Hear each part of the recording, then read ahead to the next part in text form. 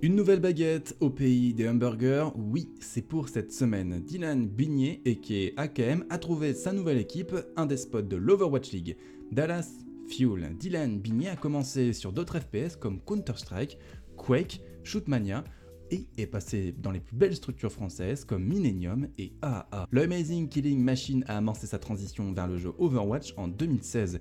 Il se fera connaître avec la structure Rogue, d'abord internationale, elle deviendra 100% française et se fera remarquer au début de l'année 2017. À 22 ans, AKM est déjà un joueur expérimenté qui a connu les plus grandes scènes, les finales, les beaux moments, mais aussi les plus cruels. Il a gagné de grands tournois, comme celui de l'Empire du Milieu, la PAC avec son équipe Rogue en 2016. Mais il a aussi connu les dures désillusions, comme la Coupe du Monde 2017, en perdant 3-1 en demi-finale face aux Coréens.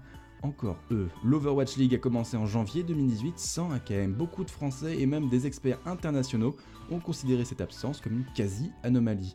Vu comme le meilleur joueur sur le marché, Dallas Fuel vient de faire une affaire de choix et le spot texan en a bien besoin. Pour le moment, dans une spirale négative, l'équipe affiche 7 défaites pour 3 victoires.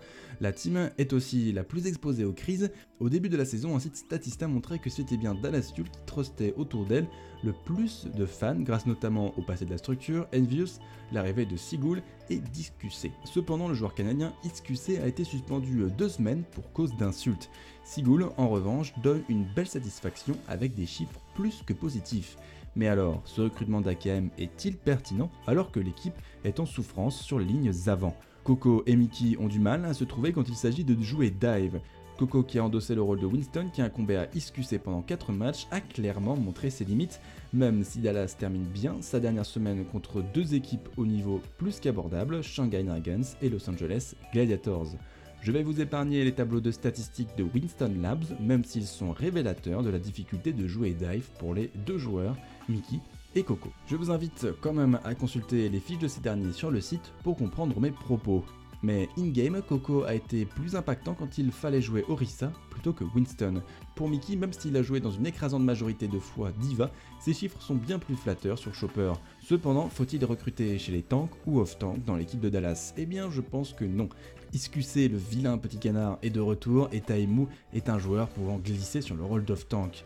C'est important d'y penser car la méta est plus que changeante et la possibilité d'un retour de la méta tank n'est pas à exclure. Celle-ci fait déjà foi en Europe, en Corée elle revient, mais de manière plus ponctuelle. Un changement qui pourrait apporter de l'espace à AKM, mais à quel poste? On sait grâce à l'interview de Zaroui que le jeune joueur ne veut pas rester sur le banc.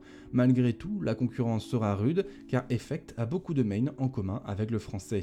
Mais si on suit la logique coréenne, berceau de beaucoup de méta, on peut penser que Dallas Fuel jouera 2 compositions. Une composition triple tank avec Sigul ou Taemu au DPS sur Chacal, une composition d'AF sera également de sortie avec probablement une Mercy, le Winston discussé et de Hitscan, Effect et AKM. Le split s'annonce passionnant pour l'équipe enflammée, renaissance ou mise à terre, réponse cette semaine.